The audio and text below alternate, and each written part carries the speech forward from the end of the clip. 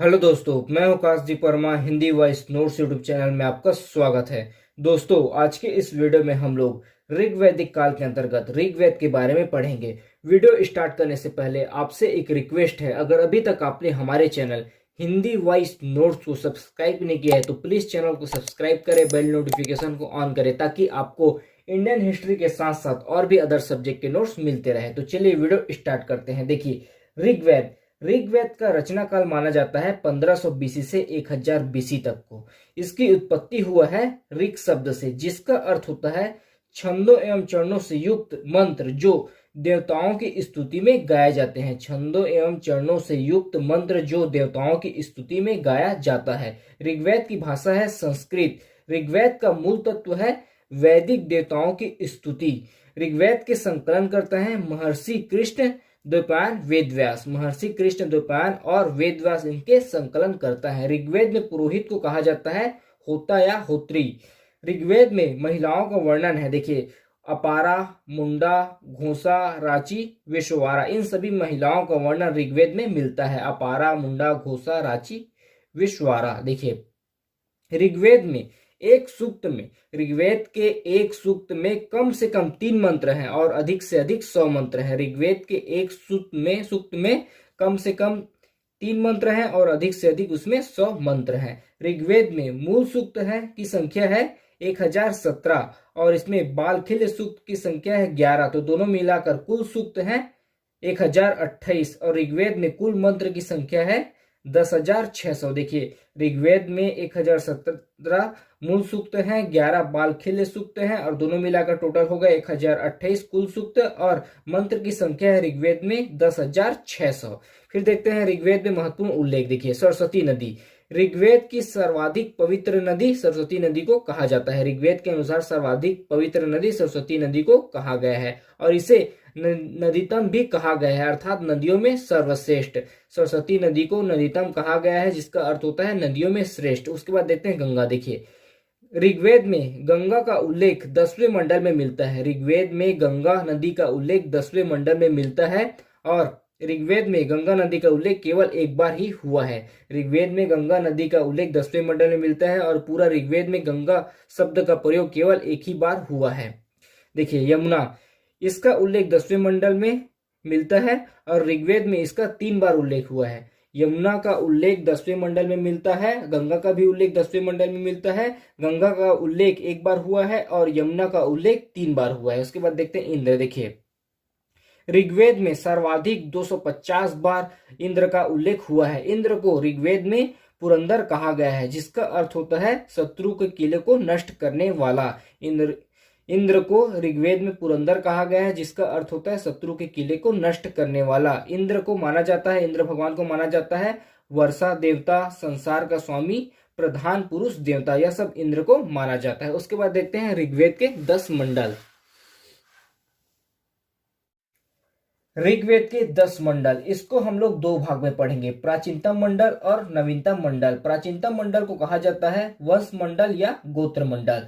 प्राचीनतम मंडल के अंतर्गत आते हैं दूसरा मंडल, तीसरा मंडल, चौथा मंडल, पांचवा मंडल, छठवां मंडल और सातवां मंडल। उसी प्रकार नवीनतम मंडल के अंतर्गत आते हैं पहला मंडल, 8वां मंडल, 9वां मंडल और 10वां मंडल। देखिए, दूसरा मंडल इसके रचना करता है गृत्समद भार्गव और इसमें 2 वर्णों का उल्लेख मिलता है, आर्य और अनार्य, और इसको सबसे प्राचीन मंडल माना जाता है। फिर देखते हैं तीसरा मंडल। देखिए, इसके रचना करता है विश्वामित्र और इसमें गायत्री मंत्र का उल्लेख मिलता है और यह मंत्र सूर्य देवता को समर्पित है। तीसरा मंडल जिसके रचना करता है विश्वामित्र, इसमें गायत्री मंत्र का उल्लेख मिलता है और यह मंत्र सूर्य देवता को समर्पित है। चौथा मंडल इसके रचना करता है वामदेव, इसमें कृषि संबंधित प्रक्रिया, कृषि शब्द का उल्लेख 24 बार मिलता है ऋग्वेद में। चौथा मंडल की रचना करता है वामदेव, इसमें कृषि संबंधित प्रक्रिया का उल्लेख है और कृषि शब्द का प्रयोग ऋग्वेद में 24 बार किया गया है। फिर देखते हैं 5वां मंडल। देखिए, 5वां मंडल की रचना करता है अत्रि और इस मंडल में समाज एवं धर्म का वर्णन मिलता है। 5वां मंडल की रचना करता है अत्रि और इस मंडल में समाज एवं धर्म का वर्णन मिलता है। 6वां मंडल इसके रचना करता है भारद्वाज और इसमें समाज व धर्म का वर्णन मिलता है। 7वां मंडल का रचना करता है वशिष्ठ और इसमें यह मंडल वरुण देव को समर्पित है और इसमें दशरागी युद्ध का वर्णन गायत्री मंत्र में सविता नामक देवता का संबोधन किया गया है। इस मंडल में यह मंडल वरुण देव को समर्पित है और इसमें दशरागी युद्ध का वर्णन मिलता है और गायत्री मंत्र में सविता नामक देवता को संबोधित किया गया है। फिर देखते हैं नवीनतम मंडल में पहला मंडल। यह मंडल के रचना करता है कण्व और इसमें इंद्र की आराधना का वर्णन मिलता है। देखिए पहला मंडल जो कि नवीनतम मंडल के अंतर्गत आता है और इसके रचना करता है कण्व और इसमें इंद्र की आराधना का उल्लेख मिलता है। आठवां मंडल, इसके रचना करता है कण्व अंगिरस ऋषि। इसमें 11 बालखिल्य सूक्त का वर्णन मिलता है। ऋग्वेद के 11 बालखिल्य सूक्त का वर्णन मिलता है। आठवां मंडल, इसके रचना करता है कण्व व अंगिरस और इसमें 11 बालखिल्य सूक्त का वर्णन मिलता है। फिर है नौवां मंडल, इसके रचना करता है पौमान अंगिरस और यह मंडल सोमदेव को समर्पित है। सोमदेव का वर्णन मिलता है। फिर देखते हैं अंतिम 10वां मंडल और इसे सबसे नवीन मंडल कहा गया है। इसके रचना करता है क्षुद्र सूक्ति और इसके अनुसार पुरुष सूक्त में ब्राह्मण, क्षत्रिय, वैश्य, शूद्र का उल्लेख मिलता है और नासदी सूक्त में 40 नदियों का उल्लेख मिलता है और इसी के अनुसार सबसे पवित्र नदी है सरस्वती, सबसे प्रसिद्ध नदी है सिंधु और सबसे अंतिम नदी है गोमल या गोमती और सिंधु नदी का सबसे अधिक बार उल्लेख हुआ है। फिर नेक्स्ट देखते हैं ऋग्वेद की शाखाएं।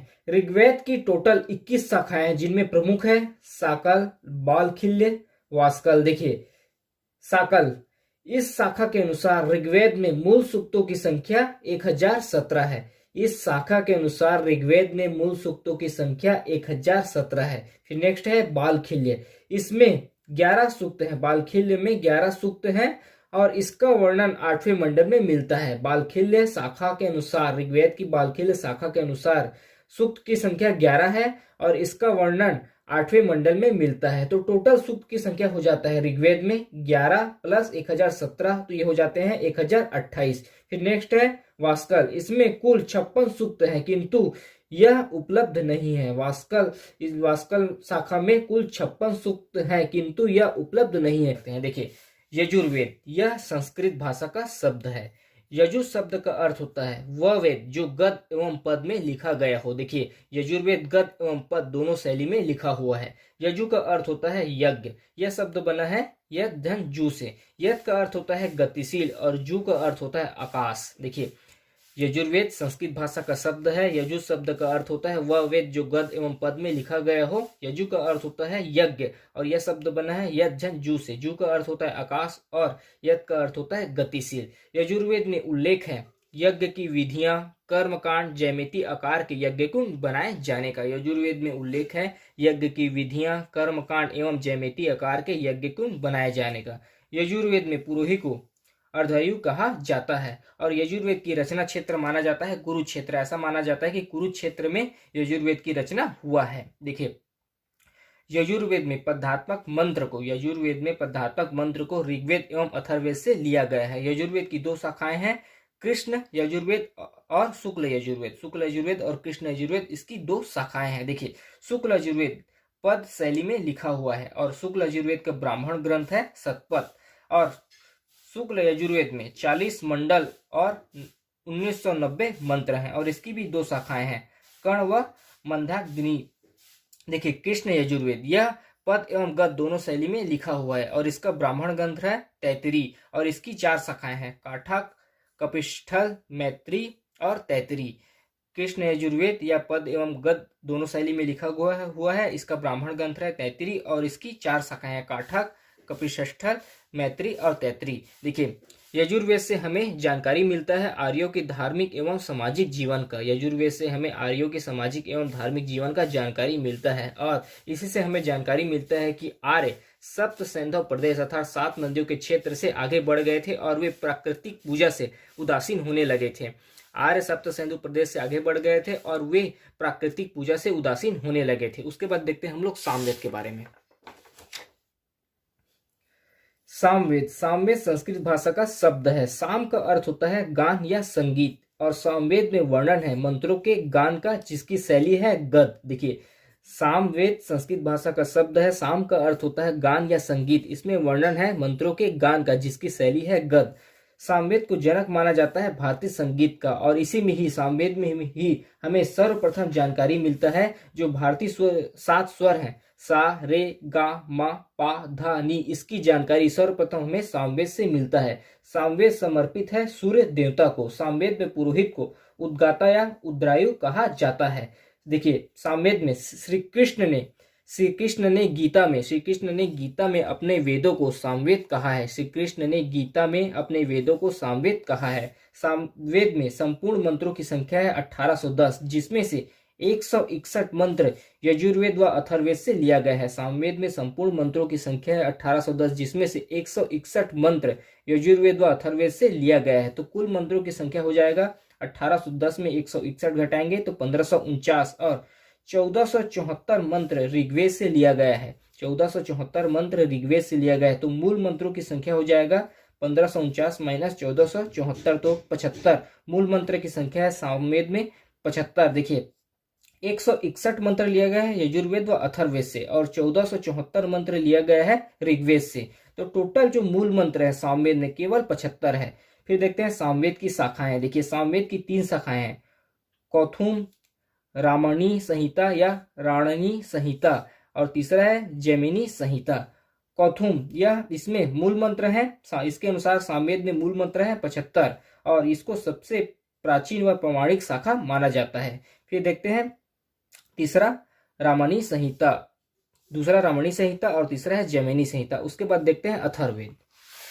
अथर्ववेद, इसका नामकरण अथर्व ऋषि व अंगिरस ऋषि के नाम पर हुआ है। इसका अन्य नाम है, अथर्ववेद का अन्य नाम है श्रेष्ठ वेद, ब्रह्मवेद, भौतिक वेद, लौकिक वेद व नवीन वेद। देखिए, अथर्ववेद का अन्य नाम है श्रेष्ठ वेद, ब्रह्मवेद, भौतिक वेद, लौकिक वेद, नवीन वेद, और इसका नामकरण अथर्वा व अंगिरस ऋषि के नाम पर हुआ है। अथर्ववेद को हिंदू धर्म का पवित्रम वेद माना जाता है। अथर्ववेद में पुरोहित को ब्रह्म कहा गया है, और इसमें वर्णन मिलता है अथर्ववेद में वशीकरण, तंत्र मंत्र, जादू टोना, भूत प्रेतों व औषधियों का वर्णन मिलता है। अथर्ववेद में सूक्त की संख्या है 731, मंत्रों की संख्या है 6000, इसमें कांड है 20, और इसमें शाखाएं हैं रौनक शाखा व पैलात शाखा।